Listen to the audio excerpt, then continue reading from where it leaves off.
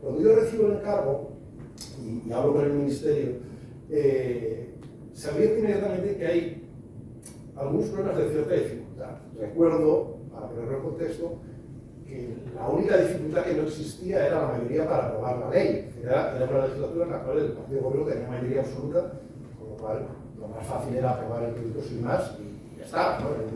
No necesitaba los votos de nadie ni consenso ninguno. Pero la ley tenía una complejidad, y tenía una complejidad política y técnica. La complejidad política, se ha mencionado ya, es que desde el momento de Alberto Ruiz Gallardo, en la primera etapa, entiende que es necesario buscar un amplio acuerdo. Una ley de esta naturaleza pierde su sentido si es una ley de parte y que por lo tanto es imprescindible buscar la asistencia de los grupos parlamentarios. Y en eso nos ponemos a trabajar. Los problemas técnicos también se han ido mencionando, pero eran muchos. Uno, el colapso que existía en el Ministerio de Justicia con la administración de expedientes de nacionalidad, no solo de las cartas de naturaleza de los sefardíes que se venían otorgando desde la época de Juan Fernando, sino también del propio proceso de residencia, de la adquisición de nacionalidad por residencia, que había movido cientos de miles de expedientes que se habían quedado atascados y por lo tanto habían colapsado los servicios del Ministerio. Simultáneamente, en asuntos exteriores había pánico a abrir los consulados a la tramitación de los expedientes porque consideraban que las instituciones, que luego, por cierto, se estaba bastante amplia, de cuántos podían ser los expedientes que podían ser tramitados, no eran capaces, tenían dotaciones de personal suficiente en los consulados españoles para atenderles, pensaban. Por lo tanto, había que hacerlo a distancia, pero claro, hacerlo a distancia introduce una complejidad adicional que no sabía cómo resolver, por la cual finalmente se acude a la encomienda de gestión a los notarios, ¿no? Al Consejo General de Notariado. Es decir, esa parte, digamos, puramente material de la tramitación, era un problema y había muchos debates internos sobre cómo armar el procedimiento y cómo reflejarlo en la ley. Hay que tener en cuenta que, según los últimos datos, que son del cierre del verano, se han concedido directamente a través de la ley hasta ahora casi 80.000 nacionalidades, a las que se suman las 4.000 y pico que venían heredadas del procedimiento de carta de naturaleza y no resueltas. Es decir, no ha habido un proceso de concesión de nacionalidad similar en la historia de España. Por poner un ejemplo, que no tiene que ver, pero para que nos hagamos idea de las cifras. El precedente, digamos, más inmediato que hay de esta ley, que es la concesión de nacionalidad española a las brigadas internacionales, a los miembros de las brigadas internacionales, primero se aprobó por un decreto del 96, fue uno de los últimos decretos que aprobó Felipe González. Después se metió en la ley de memoria histórica, y luego se volvió a meter, porque bueno, después de todo ese proceso que duró casi 15 años para perfilar el procedimiento por el cual se podía adquirir la nacionalidad, no se han concedido apenas 20 nacionalidades a miembros que participaban en las brigadas internacionales. Claro, para el medio internacional llevamos por cerca de casi 100.000, 90.000, desde luego, que habrá cuando termine completamente la tramitación de la ley, pues claro, es un caso realmente singular. Luego, efectivamente, los números eran. Luego había una dificultad, o sea, desde el punto de vista de técnica legislativa, muchas y muy complejas, y probablemente algunas no bien resueltas del todo, ¿no? La primera venía derivada, o viene derivada, de que sefardí es un término absolutamente polisémico. Es decir, si uno coge el diccionario de la Real Academia Española, son sefardíes dos grupos distintos. La Real Academia dice que son sefardíes los descendientes de los expulsados, pero son también sefardíes aquellos judíos que practican su religión por el rito español, que son muchos más que los descendientes de los. Si uno va al mundo judío actual, Israel, lo que se considera sefardíes todavía va más allá, porque normalmente cuando se habla de ciudadanos sefardíes se incluye a los judíos orientales, es decir, a todos los de Siria, Irán. Es decir, que lo que son los judíos sefardíes no es un concepto claro y la ley no tenía que precisar exactamente quién era el colectivo al que se dirigía.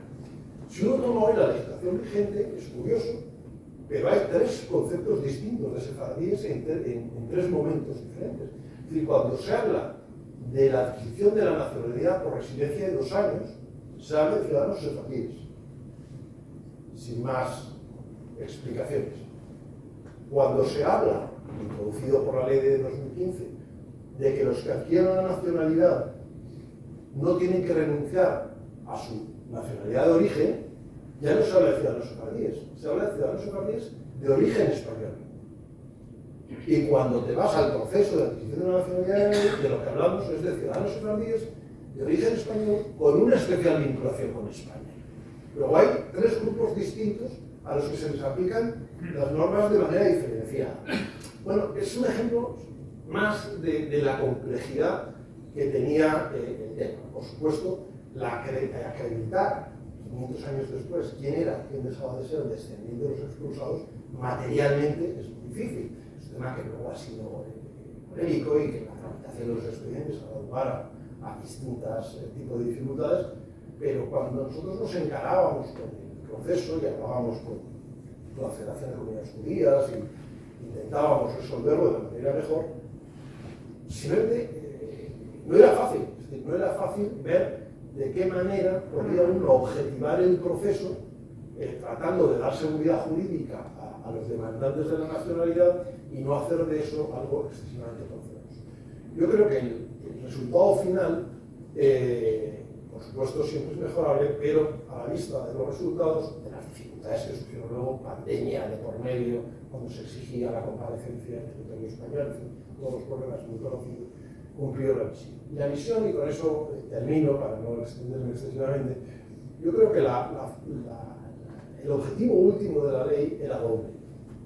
Uno se ha repetido y es evidente, es el obvio, ¿no? Era el poder tener un gesto claro, rotundo, unánime, de reconciliación, de reencuentro, de voluntad, de reconocimiento, digamos, de los errores cometidos en el pasado y de las características de la España contemporánea y de su ambición de recuperar ese vínculo sentimental con los descendientes de los expulsados.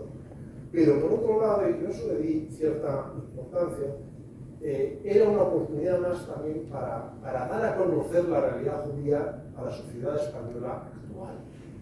Es decir, 500 años de distanciamiento, un lentísimo proceso de reencuentro, ¿no? Que se ha contado ya varias veces a lo largo del siglo XIX, del siglo XX, sigue haciendo todavía a día de hoy, en mi opinión, del mundo judío un gran desconocido para, digamos, el ciudadano medio.